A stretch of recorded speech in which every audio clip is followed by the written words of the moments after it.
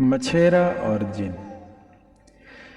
کسی زمانے میں ایک ماہی گیر تھا جو کہ بوڑھا بھی تھا اور کثیر العیال بھی، اس لیے بڑی تنگی سے اوقات بسر ہوتی۔ اس کا روزانہ یہ معمول تھا کہ صبح سویرے دریا پر جاتا اور 4 مرتبہ جال ڈالتا اور جو کچھ آتا اس کو لے کر خدا کا شکر ادا کرتا۔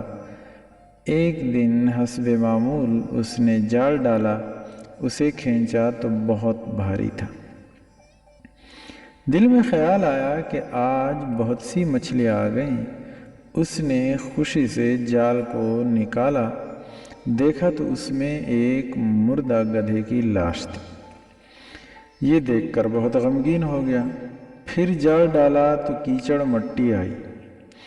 تیسری بار جال ڈالا تو خالی نکلا۔ یہ حال دیکھ کر ماہی گیر بہت پریشان ہوا اور چوتھا جال یہ کہہ کر ڈالا کہ خداوند آپ میرے حال سے واقف ہیں کہ میں 4 بار جال ڈالا کرتا ہوں اور آج 3 ڈال چکا ہوں، لیکن مجھے میرا رزق نہیں ملا۔ اب آخری بار آپ کا نام لے کر جال ڈال رہا ہوں، اپنا رحم فرمائیے۔ اس مرتبہ جال بھاری معلوم ہوا، کھینچ کر باہر نکالا تو اس میں مچھلیوں کی بجائے ایک سر بمہر پیتل کا آفتابہ نکلا۔ ماہی گیر نے خیال کیا کہ شاید اس میں مال ہو۔ اس نے آفتابہ کھولا لیکن وہ بھی خالی تھا۔ مایوس ہو کر جال اٹھایا اور گھر چلنے کو تیار ہو گیا۔ آفتابے پر نظر پڑی تو کیا دیکھتا ہے کہ اس میں سے دھواں نکل رہا ہے۔ ماہی گیر رک گیا۔ دھواں بڑھتا گیا اور پھر ایک بڑے جن کی شکل بن گیا، اور وہ جن کہنے لگا کہ اے بادشاہ سلیمان، مجھے معاف کر دیجیے، آئندہ کبھی سرکشی نہیں کروں گا۔ ماہی گیر پہلے تو ڈرا، لیکن جب معافی کے الفاظ سنے تو اس کو تسلی ہو گئی۔ کہنے لگا کہ اے جن، حضرت سلیمان علیہ السلام تو مدت ہوئی گزر گئے ہیں، وفات پا چکے ہیں۔ تو کون ہے؟ کیا بات ہے؟ یہ سن کر جن غصے سے ماہی گیر کی طرف دیکھنے لگا اور کہا کہ اے گستاخ، تمیز سے گفتگو کر، تیار ہو جا، میں تجھ کو قتل کر دوں گا۔ ماہی گیر بولا کہ بھائی، میں نے تیرا کیا قصور کیا ہے کہ صدیوں سے تم قید تھے اور میری وجہ سے آزاد ہوئے اور مجھے ہی قتل کرتے ہو؟ جن نے کہا بے شک تیرا احسان ہے، لیکن میں عہد سے مجبور ہوں، کیونکہ جب حضرت سلیمان علیہ السلام نے ناراض ہو کر مجھے آفتابے میں قید کر کے دریا میں ڈال دیا تو میں نے اپنے دل میں عہد کیا کہ اگر مجھے کوئی پہلے 100 سال میں رہا کرے گا تو اس کو خزائن دنیا سے مالا مال کر دوں، لیکن کسی نے مجھے نہ چھڑایا۔ پھر میں نے عہد کیا کہ اگر مجھے کوئی دوسرے 100 سال میں رہا کرے گا تو اس کو زمین کے دفینے بتا دوں گا، لیکن کوئی نہ آیا جو مجھے اس مصیبت سے نجات دیتا۔ اور تیسری بار میں نے قسم کھائی کہ تیسرے 100 سال میں اگر کوئی مجھے نکالے گا تو اس کو بادشاہ بنا دوں گا، لیکن اس مرتبہ بھی مجھے کسی نے نہ چھڑایا۔ آخر تنگ آ کر میں نے قسم کھائی کہ اب اگر کوئی مجھے اس لوٹے سے نکالے گا تو میں اسے قتل کر دوں گا۔ چنانچہ اب تو نے مجھے نکالا ہے، اب میں اپنے عہد سے مجبور ہوں اور تجھ کو ضرور مار دوں گا۔ صرف یہ ہو سکتا ہے کہ تو اپنی موت کے لیے جو طریقہ تجویز کر دے گا، اسی طرح تجھے ہلاک کر دوں گا۔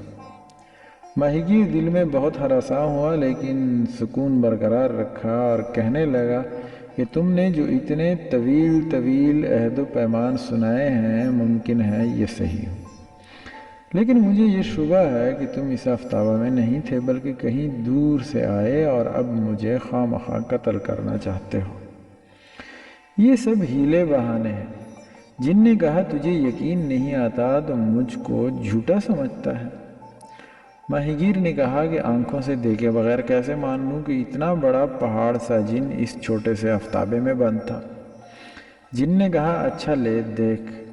جن پھر دھواں بن کر آفتابے میں بھرنا شروع ہوا اور آہستہ آہستہ سارا دھواں آفتابے میں سما گیا۔ ماہی گیر نے موقع کو غنیمت جانا اور آفتابے کا منہ بند کر کے حضرت سلیمان کی پھر مہر لگا دی اور آفتابہ اٹھا کر دریا میں پھینکنے لگا۔ تو اس جن نے کہا کہ اے بھائی یہ تو کیا کرتا ہے؟ ماہی گیر نے کہا تجھے دریا میں ڈالتا ہوں تاکہ قیامت تک قید رہے۔ جن بہت منتیں کرنے لگا کہ مجھ پر رحم کر، میں تجھ سے مذاق کرتا تھا، میں اپنے محسن کو کیوں کر ہلاک کرتا؟ ماہی گیر نے ہنس کر کہا کہ میں تمہارے مکر و فریب میں نہیں آؤں گا۔ مجھے حکیم دوبان اور یونان کے وزیر کا قصہ یاد ہے۔ جن نے کہا وہ کیا بات ہے؟ سن کر ماہی گیر نے کہا میں تجھے بتاتا ہوں، غور سے سن۔ حکیم دوبان اور وزیر یونان کی کہانی سننے کے لیے اگلی ویڈیو دیکھیے۔ حکیم دوبان اور وزیر یونان۔ ملک یونان میں ایک بادشاہ تھا، اس بادشاہ کو برس کا مرض تھا۔ بہت کچھ علاج معالجے کیے گئے لیکن کچھ افاقہ نہ ہوا۔ اس وقت حکیم دوبان یونان میں آ گیا۔ جب اس کو یہ حال معلوم ہوا تو اس نے عرض کیا کہ میں دوا کھلائے اور بغیر کچھ لگائے آپ کا علاج کر سکتا ہوں۔ بادشاہ بہت خوش ہوا اور حکیم سے وعدہ کیا کہ اگر میں تمہارے علاج سے اچھا ہو گیا تو تمہیں مال و مال کر دوں گا۔ حکیم دوبان نے کچھ مہلت کی اجازت لی اور اپنی قیامگاہ پر آ کر ایک خالی گیند بنوائی اور اس میں چند دوائیاں بھر کر بند کر لیا اور اس میں چھوٹے چھوٹے سوراخ کر لیے اور بادشاہ کی خدمت میں لا کر پیش کی اور کہا آپ آج اس سے اس قدر کھیلیں کہ تمام جسم پر پسینہ آ جائے اور اس کے بعد حمام میں نہائیں۔ بادشاہ نے طبیب کی ہدایت پر عمل کیا اور حمام کرنے کے بعد خوب آرام سے سو گیا۔ پھر صبح کو جب بیدار ہوا تو یہ دیکھ کر کہ جسم پاک و صاف ہو گیا ہے بہت خوش ہوا۔ دربار میں حکیم کو طلب کیا گیا اور اس کو بہت سا انعام اور مال و دولت دے کر اپنا مصاحب خاص بنا لیا۔ حکیم کا یہ اعزاز دیکھ کر امرائے دربار حسد کرنے لگے۔ ایک روز موقع پا کر ایک وزیر نے بادشاہ سے اس حکیم کی بڑی شکایت کی کہ یہ حکیم اچھی نیت نہیں رکھتا اور آپ کی جان کے لیے خطرہ ہے۔ بادشاہ نے کہا کہ تم غلط کہتے ہو، اگر اسے مجھ سے کوئی عداوت ہوتی تو دوران علاج وہ مجھ کو ہلاک کر سکتا تھا، لیکن اس طبیب نے تو میری ایسی خدمت کی ہے جو کوئی دوسرا نہیں کر سکتا۔ تم صرف حسد کی وجہ سے ایسا کہتے ہو۔ مجھے اس سندباد کا وزیر کا قصہ یاد ہے کہ جس نے شہزاد کی جان بچائی۔ اس کو غور سے سن اور اپنی حکومت پر نادم ہو۔ قصہ یوں ہے کہ ایک سندباد بادشاہ کی خوش دامنہ نے بادشاہ کی سابقہ ملکہ کے لڑکے پر تہمت لگائی کہ وہ قتل کر دیا جائے۔ جب بادشاہ نے اپنی خوش دامنہ کے کہنے سے شہزادے کے قتل کا حکم دیا تو وزیر نے عرض کیا کہ آپ تأمل فرمائیے اور پوری تحقیقات کریں، کہیں آپ کو بعد میں اس طرح پشیمان نہ ہونا پڑے جیسے ایک شخص کو اپنا طوطا مار کر پشیمانی ہوئی تھی۔ اور وہ واقعہ یوں ہے۔ ایک شخص کے پاس ایک عجیب و غریب قسم کا طوطا تھا۔ مالک کی عدم موجودگی میں جو کچھ پیش آتا تھا وہ سب کچھ مالک کو بتا دیا کرتا تھا۔ اس کی بیوی نوجوان اور بہت حسین تھی لیکن پارسا نہ تھی۔ ایک بار وہ شخص سفر پر گیا تو اس کی بیوی نے اپنے دوستوں سے ملنا جلنا شروع کر دیا۔ جب مالک واپس آیا تو طوطے نے اس پر سب کچھ ظاہر کر دیا۔ عورت نے یہ سمجھا کہ میری ہمزاد بازیوں نے شکایت کی ہے اور وہ ان پر ناراض ہوئی، لیکن وہ سب قسمیں کھانے لگی کہ حضور ہمارا کوئی قصور نہیں ہے، یہ سب طوطے کی شرارت ہے۔ اس نے سب حال بیان کیا ہے۔ ملکہ نے کہا میں اس کا انتظام کرتی ہوں۔ چنانچہ اس نے ایک ملازمہ کو کہا کہ تم اس کے پنجرے پر پانی چھڑکتی رہو، اور دوسری کو کہا کہ تم رات کو اس کے پنجرے کے نیچے چکی پیستی رہو، اور تیسری کو حکم دیا کہ تم دور سے اس پر آئینے کا عکس ڈالتی رہو اور اس کا خیال رکھو کہ یہ طوطا تم میں سے کسی کو نہ دیکھ سکے۔ جب تمام رات یہ سلسلہ جاری رہا تو صبح کے وقت جب مالکہ نے حال دریافت کیا تو طوطا کہنے لگا میں نے آج رات بہت تکلیف اٹھائی ہے۔ بارش ہو رہی تھی، بادل گرجتے رہے اور بجلی ایسی چمکتی رہی کہ میری آنکھیں بند ہو جاتی تھیں۔ مالک حیران ہو گیا، رات کو تو کوئی ابر و باد نہیں تھا، یہ طوطا جھوٹ بولتا ہے۔ بیوی نے بھی شکایت کی کہ یہ شریر میرے متعلق بھی اسی طرح غلط بیانی کرتا رہا ہے۔ چنانچہ اس شخص نے غصے میں آ کر طوطے کو مار ڈالا۔ چند روز بعد اس کو اصل قصہ معلوم ہوا تو بہت پشیماں ہوا۔ یہ حکایت بیان کر کے بادشاہ نے کہا کہ تم بھی مجھے اسی طرح غلط راہ پر ڈالنا چاہتے ہو؟ تو وزیر نے عرض کیا کہ میں خیرخواہ دوست ہوں، مگر آپ نے اس حکم پر اعتبار کیا۔ آپ کے لیے بھی اسی طرح خطرہ ہے جیسے ایک وزیر نے بادشاہ زادے کو بچا کر اپنی جان دے دی۔ بادشاہ نے کہا اچھا وہ قصہ سناؤ کہ کیا ہوا؟ وزیر نے عرض کیا کہ ایک شہزادہ تھا، اس کو شکار کا بڑا شوق تھا۔ ایک روز شہزادہ شکار کو جانے لگا تو بادشاہ نے وزیر کو ساتھ بھیجا اور تاکید کی کہ شہزادے کو تنہا نہ چھوڑے اور اچھی طرح حفاظت کرے۔ اثناء شکار میں ایک ہرن ملا، شہزادے نے اس کا تعاقب کیا لیکن وزیر پیچھے رہ گیا۔ ہرن چوکڑیاں بھرتا ہوا دور نکل گیا۔ شہزادہ مایوس ہو کر لوٹا۔ رستے میں اس کو ایک خوبصورت عورت نظر آئی جو بیٹھی رو رہی تھی۔ شہزادہ اس کے پاس گیا اور اس کا حال دریافت کیا۔ وہ کہنے لگی کہ بادشاہ کی لڑکی ہوں اور اپنے ساتھیوں سے بچھڑ گئی ہوں۔ میرا گھوڑا بے قابو ہو گیا اور مجھے گرا کر بھاگ گیا۔ شہزادے نے اس سے کہا کہ تم میرے گھوڑے پر ساتھ بیٹھ جاؤ، میں تمہیں اس جنگل سے نکال کر تمہارے گھر وطن پہنچا دوں گا۔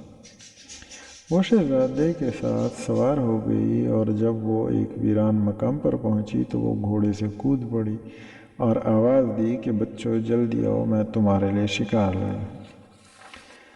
جواب میں آواز آئی کہ ماں جلدی لاؤ، ہم بہت بھوکے ہیں۔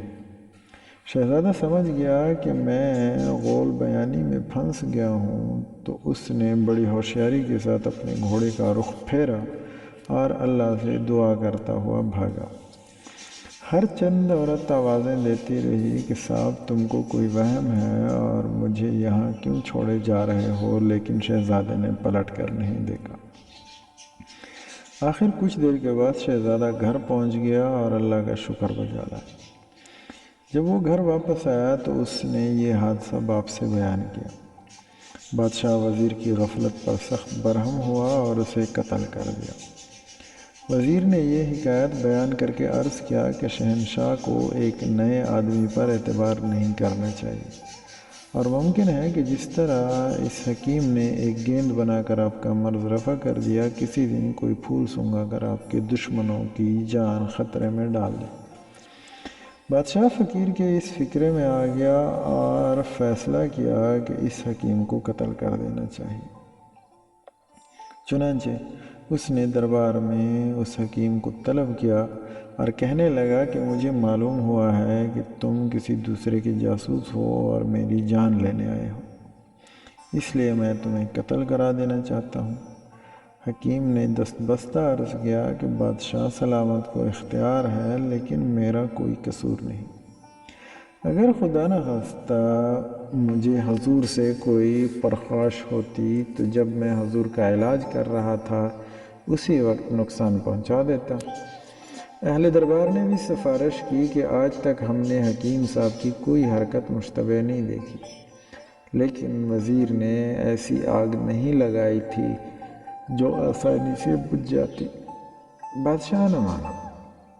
آخر حکیم کو جب یقین ہو گیا کہ بادشاہ اب قتل کیے بغیر باز نہیں آئے گا تو پھر وہ عرض کرنے لگا، میرے پاس ایک کتاب ہے جو آخری نظر عقیدت کے طور پر پیش کرنا چاہتا ہوں۔ قتل کے بعد میرے سر کو سامنے رکھ کر اپنے ہاتھوں سے اس کو کھولیں اور چھوئیں۔ ورق کے بائیں صفحہ پر 30ویں سطر اختیار سے گن کر نکالیں اور پھر اس کو پڑھ کر جو کچھ سوال آپ میرے سر سے کریں گے وہ اس کا معقول جواب دے گا۔ یہ سن کر بادشاہ بہت مشتاق ہوا اور حکم دیا کہ جاؤ کتاب لے کر آؤ۔ وہ کچھ دیر کے بعد ایک کتاب مجلد لے کر آیا اور بادشاہ کی خدمت میں پیش کی۔ بادشاہ اتنا مشتاق ہو گیا تھا کہ فوراً کتاب کھول کر دیکھنے لگا، لیکن کتاب کے ورق کچھ جڑے ہوئے تھے۔ بادشاہ نے انگلی کو لب لگا کر ورق الٹنے شروع کیے اور ابھی چند ہی ورق الٹے تھے کہ وہ زہر جو حکیم کتاب کو لگا کر لایا تھا بادشاہ کے جسم میں اثر کر گیا اور بادشاہ کی حالت خراب ہونے لگی۔ اس وقت حکیم نے عرض کیا کہ اگر آپ بلا وجہ میرے قتل کے درپے نہ ہوتے تو یہ انجام نہ ہوتا۔ ماہی گیر نے یہ قصہ بیان کر کے جن سے کہا کہ اگر تو بھی بلا وجہ میرے قتل کا ارادہ نہ کرتا تو دوبارہ اس مصیبت میں مبتلا نہ ہوتا۔ تو نے اپنے محسن کو قتل کرنے کا ارادہ کیا، اس کا انجام تیرے سامنے ہے۔ اب میں پھر تجھے دریا میں ڈالوں گا اور کوشش کروں گا کہ درمیان میں پڑا رہے تاکہ کوئی غلطی سے بندہ خدا تجھے نکال کر مصیبت میں گرفتار نہ ہو۔ جن یہ سن کر گھبرا گیا اور منت سماجت کر کے کہنے لگا کہ میں خدا کی قسم کھا کر کہتا ہوں کہ تم سے دھوکہ نہیں کروں گا، تو مجھے معاف کر دے۔ ماہی گیر نے کہا، تیرا کیا اعتبار کہ ایک بار اس قید سے باہر نکل کر پھر جو چاہے کر سکتا ہے؟ میں اپنے اور دوسروں کے لیے تجھے چھوڑ کر کیوں خطرہ پیدا کروں؟ جن نے پھر خدا کی قسم اور حضرت سلیمان علیہ السلام کی سخت قسم اٹھائی اور وعدہ کیا کہ میں تجھے مالا مال کر دوں گا۔ آخر ماہی گیر کو اس کے قسم کا یقین آ گیا اور اس نے آفتابے کا منہ کھول دیا۔ جن باہر آیا اور آفتابہ اٹھا کر دریا میں پھینک دیا۔ یہ دیکھ کر ماہی گیر ڈر گیا۔ جب جن نے یہ حالت دیکھی تو کہا کہ خوف نہ کر، اب میں تیرے ساتھ کوئی برائی نہیں کروں گا، جلد اٹھ کر میرے ساتھ آؤ۔ آگے آگے جن اور پیچھے پیچھے ماہی گیر چلنے لگا۔ کچھ دور پہاڑ پر پہنچے، وہاں ایک خوبصورت تالاب تھا۔ اس کے کنارے پر کھڑے ہو کر جن نے کہا کہ اس میں ایک بار جال ڈال اور جو مچھلیاں ہاتھ لگیں وہ بادشاہ کے حضور میں پیش کر دینا، وہاں سے تم کو بہت انعام ملے گا اور بہت بندگان خدا اور بہت دکھی انسان مصیبت سے نجات پا جائیں گے۔ یہ کہہ کر جن غائب ہو گیا۔ تو ماہی گیر نے جال ڈالا تو اس میں 4 رنگ برنگی مچھلیاں آئیں۔ ماہی گیر بہت خوش ہوا اور ان کو لے کر بادشاہ کی خدمت میں حاضر ہوا۔ بادشاہ نے وہ مچھلیاں بہت پسند کی اور ماہی گیر کو بہت کچھ انعام دیا۔ مچھلیاں باورچی خانہ میں گئیں۔ باورچن جب ان کو تلنے لگی اور مچھلی الٹی تو ایک دم سامنے کی دیوار پھٹی اور اس میں سے ایک عورت نفیس لباس پہنے ہوئے باہر نکلی اور اس کے ہاتھ میں ایک چھڑی تھی۔ وہ مچھلیوں کی طرف متوجہ ہو کر کہنے لگی، تمہیں اپنا عہد یاد ہے؟ مچھلیاں یک دم فوراً کڑاہی میں دم کے بل کھڑی ہو گئی اور جواب دیا کہ اگر تم اپنے عہد پر قائم رہی تو ہم بھی اپنے عہد پر ثابت قدم ہیں۔ یہ جواب سن کر یہ عورت اسی طرح واپس چلی گئی جیسے آئی تھی اور مچھلیاں جل کر کوئلہ ہو گئی۔ یہ ماجرا دیکھ کر باورچن بے ہوش ہو گئی۔ جب باورچن کو ہوش آیا وہ دوڑی ہوئی وزیر کے پاس گئی اور تنہائی میں بلا کر سب قصہ بیان کیا۔ وزیر متعجب ہوا اور سمجھا کہ باورچن شاید اس لیے یہ جھوٹا قصہ بیان کر رہی ہیں کہ اس سے مچھلیاں جل گئیں اور بادشاہ کے ناراض ہونے کا خطرہ ہے۔ چنانچہ امتحان کے لیے پھر ماہی گیر کو بلایا اور حکم دیا کہ اس قسم کی مچھلیاں اور لاؤ۔ ماہی گیر پھر اسی تالاب پر گیا اور 4 مچھلیاں لا کر حاضر کی۔ وزیر نے وہ مچھلیاں اپنے سامنے تلنے کا حکم دیا تو پھر باورچن اسی وقت تلنے لگی۔ جب اس نے مچھلی کو الٹایا تو پھر وہ واقعہ پیش آیا تو وزیر نے یہ قصہ بادشاہ کے حضور میں عرض کیا۔ بادشاہ نے کہا کہ ماہی گیر بلا کر اور مچھلیاں منگواؤ، میں بھی یہ واقعہ اپنی آنکھوں سے دیکھنا چاہتا ہوں۔ چنانچہ پھر وہی ماہی گیر بلایا گیا اور مچھلیاں طلب کی گئی۔ ماہی گیر نے جال ڈالا اور ویسے ہی رنگ برنگی 4 مچھلیاں جال میں آئیں۔ وہ لا کر بادشاہ کے حضور میں پیش کر دیں تو بادشاہ نے اس کو بہت سا انعام دیا اور ان کو اپنے سامنے پکانے کا حکم دیا۔ جب مچھلیاں الٹی گئیں تو بدستور صاحب ایک دیوار پھٹی اور اس مرتبہ ایک حبشی مرد چھڑی لیے ہوئے باہر نکلا اور مچھلیوں سے وہی گفتگو کر کے واپس لوٹ گیا۔ تو مچھلیاں جل کر کوئلہ ہو گئیں اور بادشاہ نے کہا کہ جہاں سے یہ مچھلیاں آئی ہیں ضرور وہاں پر کچھ اسرار ہے۔ ماہی گیر سے اس جگہ کا حال دریافت کرنا چاہیے۔ چنانچہ اسی وقت ماہی گیر نے پتہ بتا دیا تو سب متعجب ہوئے کہ ہم ہمیشہ سے یہاں رہتے ہیں لیکن آج تک یہ تالاب نہ دیکھا اور نہ ہی رنگا رنگ کی خوبصورت مچھلی۔ چنانچہ اسی وقت بادشاہ اپنے وزیر اور کچھ ملازموں کو لے کر پہاڑ پر گیا اور وہاں دیکھا کہ واقعی ایک تالاب موجود ہے۔ بادشاہ تمام دن تالاب کے چاروں طرف پھرتا رہا لیکن کوئی بات سمجھ میں نہ آئی۔ شام کو وزیر سے کہنے لگا کہ میں یہاں کا بھید ضرور معلوم کروں گا، تم لوگ قریب ہی چھپ جاؤ اور میں رات بھر یہاں ہی ٹھہروں گا۔ سب لوگ آس پاس ٹھہر گئے لیکن بادشاہ تالاب کے کنارے بیٹھ گیا۔ جب خوب اندھیرا ہو گیا اور کچھ دکھائی نہ دیتا تھا تو کچھ فاصلے پر قلعہ نظر آنے لگا۔ بادشاہ بہت قوی دل تھا، وہ فوراً اٹھا اور اسی طرف روانہ ہو گیا۔ قلعہ کے دروازے پر پہنچا تو کوئی شخص نظر نہ آیا۔ وہ بے تکلف اندر چلا گیا اور یہ قلعہ اندر سے خوب آراستہ و پیراستہ تھا۔ جگہ جگہ باغ تھے، نہریں تھیں، درختوں پر جانور چہچہا رہے تھے اور ہر قسم کا سامان آرائش موجود تھا۔ وہاں پر زر و جواہر کی بھی کمی نہ تھی اور کہیں آدمزاد کا پتہ نہ تھا۔ بادشاہ حیران و پریشان ہر طرف دیکھ رہا تھا اور دل ہی دل میں سوچ رہا تھا کہ تالاب اور مچھلیوں کے حالات تعجب خیز ہیں۔ تو یہ ایک نیا اسرار پیدا ہو گیا، معاملہ سلجھنے کی بجائے پیچیدہ ہوتا جا رہا ہے۔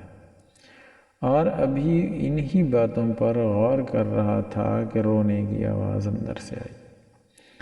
بادشاہ اسی آواز کی سمت چلا، آگے بڑھ کر دیکھا کہ ایک دروازے پر پردہ پڑا ہوا ہے اور اس سے آواز آ رہی ہے۔ بادشاہ نے آہستہ آہستہ سے پردہ اٹھا کر اندر جھانکا، دیکھا کہ ایک خوش شکل نوجوان تخت پر بیٹھا رو رہا ہے اور دردناک آواز ہے۔ بادشاہ قریب گیا اور سلام کر کے حال دریافت کرنے لگا۔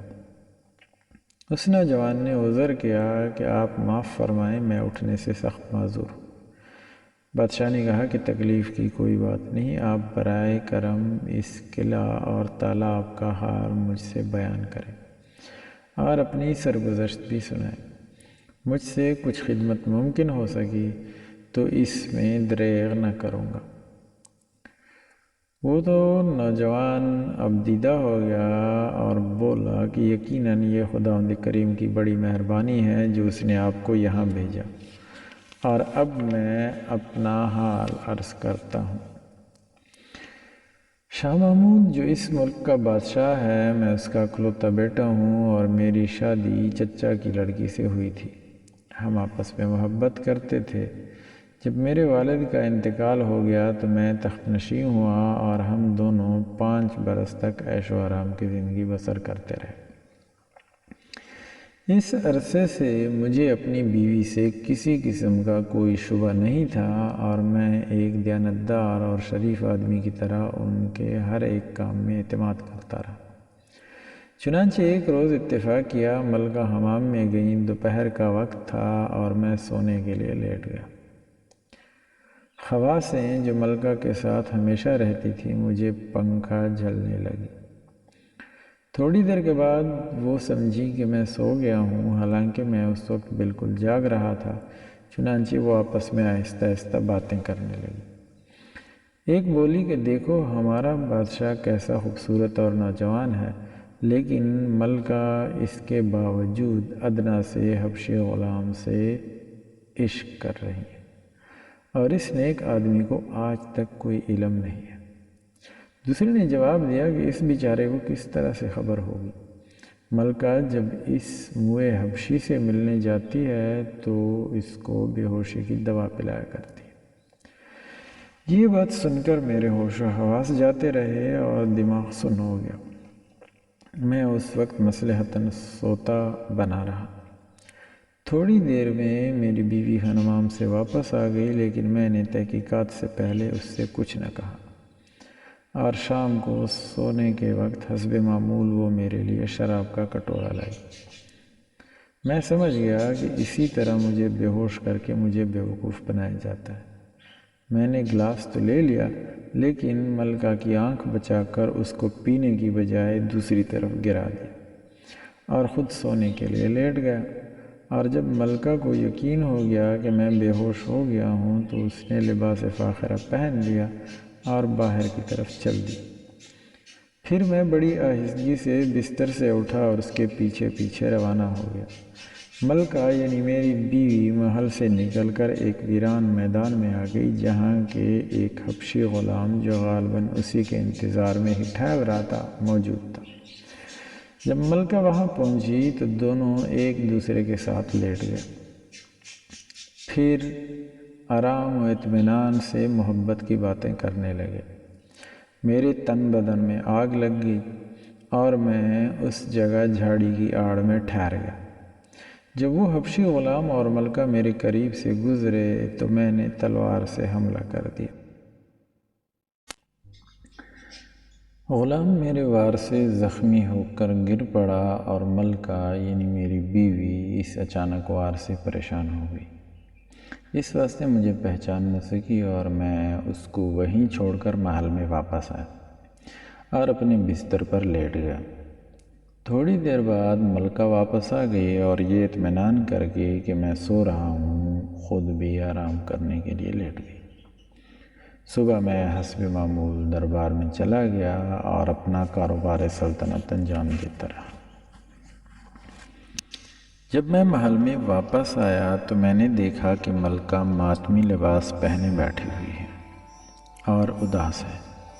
میں نے دریافت کیا تو کہنے لگی کہ مجھے اپنے ایک عزیز کے مرنے کی اطلاع ملی ہے، اس واسطے ماتمی لباس پہنا ہوا ہے۔ چونکہ میں اصلی حال سے آگاہ تھا اس لیے خاموش رہا۔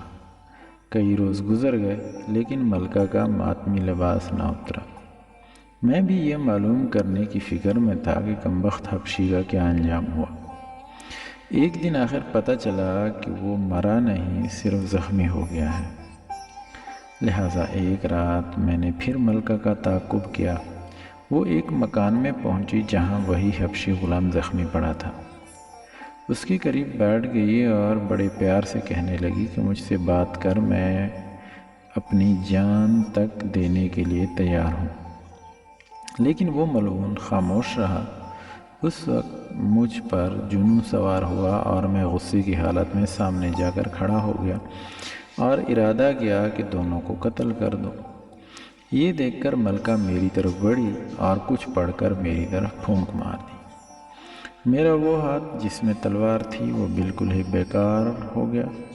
اس کے بعد اس نے پھر کچھ پڑھ کر حکم دیا کہ تو آدھا پتھر کا ہو جا۔ اسی وقت میرا نیچے کا دھڑ پتھر کا ہو گیا۔ اس کے بعد میری مملکت کو جھیل بنا دیا اور آبادی کو مچھلیاں۔ پھر اس کے چاروں طرف جادو کے زور سے پہاڑ کھڑے کر دیے تاکہ دنیا کی نظر سے پوشیدہ ہو جائے، اور یہ وہی جھیل اور مچھلیاں ہیں جن کو آپ دیکھ رہے ہیں۔ اور وہ ظالم عورت اب بھی اپنے دوست حبشی غلام کے ساتھ یہیں رہتی ہے اور روزانہ میرے پاس آ کر مجھے 100 کوڑے مارتی ہے، اور وہ حبشی غلام بھی ابھی تک تندرست نہیں ہوا۔ جب وہ نوجوان اپنی مصیبت کی داستان بیان کر چکا تو بادشاہ نے اس کو تسلی دی اور کہا کہ میں ان دونوں سے تمہارا بدلہ لوں گا، صرف تم مجھے ان کی رہائش گاہ بتا دو۔ نوجوان نے بادشاہ کو پتہ بتا دیا۔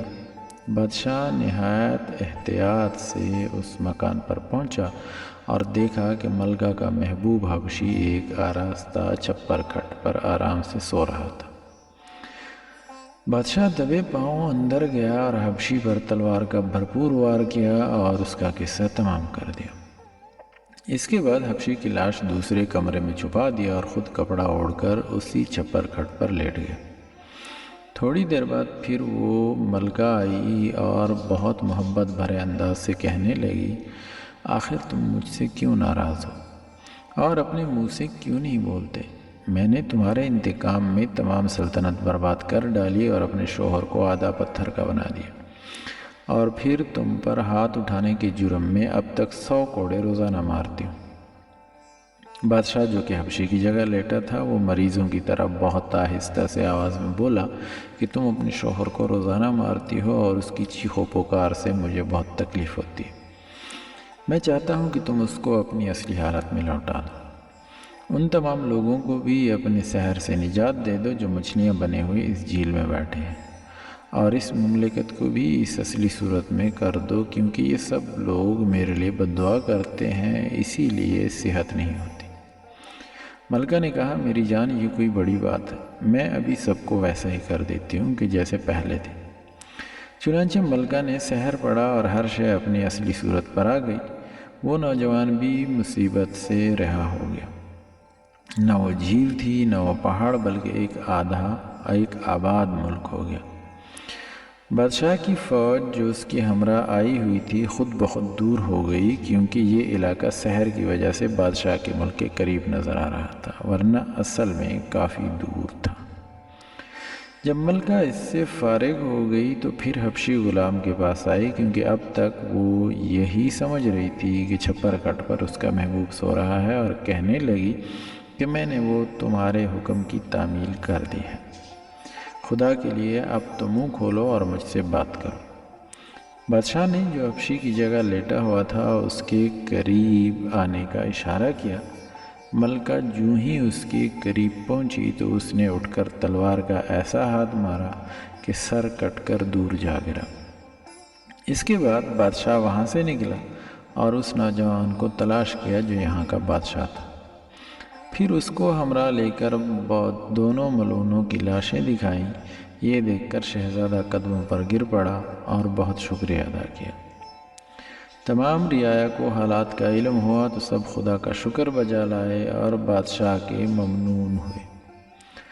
اس کام سے فارغ ہو کر بادشاہ اپنے ملک کی طرف روانہ ہوا، اور اس نوجوان شہزادے نے بھی ساتھ چلنے کی درخواست کی، اور دونوں بادشاہ دارالحکومت کی طرف روانہ ہوئے۔ جب اپنی سلطنت کے قریب پہنچے تو بادشاہ نے وزیر کو اطلاع دی۔ وہاں سب پریشان تھے، یہ خبر سن کر بہت خوش ہوئے اور استقبال کے لیے اپنے بادشاہ کو شہر میں لائے۔ کچھ عرصہ گزرنے کے بعد بادشاہ نے اپنی لڑکی کی شادی نوجوان شہزادے سے کر دی، اور حکومت بھی اس کے سپرد کر کے خود بیت اللہ چلا گیا اور وہیں کہیں انتقال کر گیا۔ یہ کہانی بیان کر کے شہزاد نے اپنی بہن سے کہا کہ یہ کہانی بغداد کے مزدور کے قصے سے زیادہ دلچسپ نہیں۔ اگر بادشاہ نے اجازت دی تو میں وہ بھی سناؤں گی۔ شہریار کو نئی حکایت سننے کا شوق ہوا، چنانچہ اس نے اجازت دی اور حکم دیا کہ شہزاد کو آج قتل نہ کیا جائے۔ بغداد کے مزدور کی کہانی سننے کے لیے اگلی ویڈیو دیکھیے۔